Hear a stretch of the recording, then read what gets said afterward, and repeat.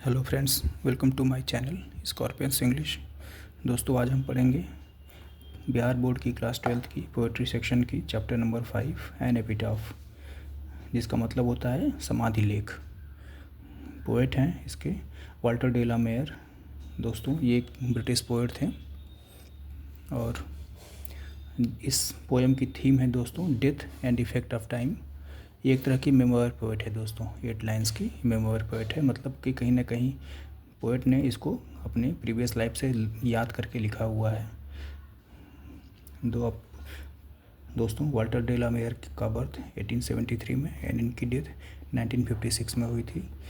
Was born in village of Charlton in Kent, England. ये England के Kent district के Charlton नाम का विलेज था, वहाँ इनका बर्थ हुआ था।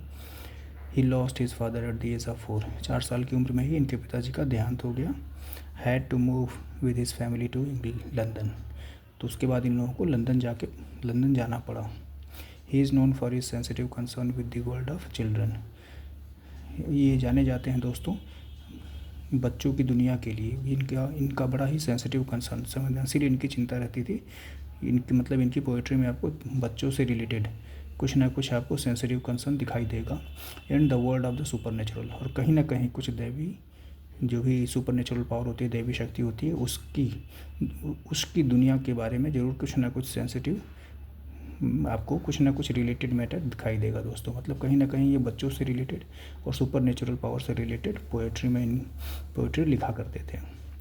His song of children and peacock pi, 2 collection है इनका पोएम का दोस्तों, सॉन्ग ऑफ चिल्ड्रन और पिकॉक पाई। ये इंपॉर्टेंट है, ध्यान रखिएगा। डिपिक्ट वर्ल्ड ऑफ ड्रीम्स, जो कि सपनों की दुनिया के बारे में आपको दिखाता है। मतलब कहीं ना कहीं इमेजिन करके इनकी पोएट्री लिखी होती थी और काफ़ी इमेजिनेटिव होती थी, इसलिए इसको वर्ल्ड ऑफ ड्रीम कहा जा रहा है। But even in these songs there is a note of melancholy. But इतना सब होने के बाद भी, वर्ल्ड ऑफ ड्रीम के होने के बाद भी, इनकी पोएम में कहीं ना कहीं मेलैंकली नोट यानी दुख का भी भाव दिखाई देगा आपको। The poet makes us aware of inhuman condition of modern life. कभी हमको कहीं ना कहीं आजकल आधुनिक युग का, आधुनिक समय के इनह्यूमन बिहेवियर कंडीशन यानी अमानवीय परिस्थिति के बारे में अवेयर करते हैं। He shows his genius by evincing fresh interest in old theme. ये बहुत बड़े जीनियस थे इविंसिंग मतलब क्रिएट करने के, फ्रेश इंटरेस्ट किसमें, ओल्ड थीम मतलब पुरानी चीज़ों में भी ये नया इंटरेस्ट क्रिएट करने के जीनियस थे। क्वीन एलिजाबेथ सेकेंड ने इनको ऑनर किया था, इनका सम्मान किया था with the order of merit एक अवार्ड है इंग्लैंड का, उस अवार्ड से इनको सम्मानित किया था। कब? इन 1953 में, 1953 में दोस्तों। ये रही पोएट के बारे में। पोएम देखते हैं दोस्तों। हियर लाइज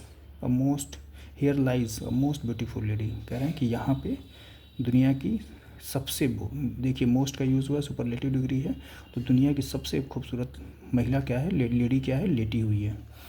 ये एक महिला की, ये इनके मेमोयर बेस पे लिखा हुआ पोएम है दोस्तों। तो ये एक लेडी थी वेस्ट कंट्री, उनको उससे बहुत ही इनका अफेक्शन था, लव करते थे। बट उन्होंने प्राउड मतलब अहंकार होने के कारण इनको मना कर दिया था। तो उसी महिला के बारे में ये इमेजिन करके लिख रहे हैं, उसकी एपिटाफ के ऊपर लिखा गया है। ये कह रहे हैं कि here lies a most beautiful lady, यहाँ पे दुनिया की सबसे खूबसूरत महिला, लेडी, औरत लेटी हुई है। Light of step and heart, और ये ऐसी महिला है जिसके स्टेप बहुत लाइट है, मतलब बहुत चंचल है ये। एंड हार्ट, स्टेप मतलब कदमों से भी बहुत चंचल है, और हार्ट मतलब ये कहीं भी किसी को कमिटमेंट आज तक इसने कभी नहीं किया है। वासी, कभी भी वो व्यक्ति कभी एक जगह नहीं रुकी, बहुत ही चंचल महिला थी।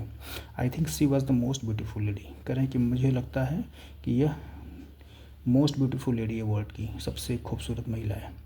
That ever was in the west country, जो कि वेस्ट कंट्री का सेंस है पश्चिमी यूरोप और आपकी उत्तरी अमेरिका, मतलब west Europe and North American जो भी कंट्रीज़ हैं उनको वेस्ट कंट्री की कैटेगरी में रखा जाता है दोस्तों। तो कह रहे हैं कि that ever was in west country, मतलब वेस्ट यूरोपियन कंट्री और नॉर्थ अमेरिकन कंट्री में शायद उससे खूबसूरत महिला कभी नहीं थी। बट ब्यूटी वैनिसेस, लेकिन क्या है खूबसूरती, वैनिश हो जाती है, मतलब डिसअपियर, गायब हो जाती है एक समय के बाद। ब्यूटी पासेस, ब्यूटी ख़त्म भी हो जाती है, समाप्त हो जाती है। हाउएवर, भले ही। रेयर, रेयर इट बी, यह कितना ही रेयर हो, कितना ही अनकॉमन हो, बट इसको कभी ना कभी समाप्त होना ही है।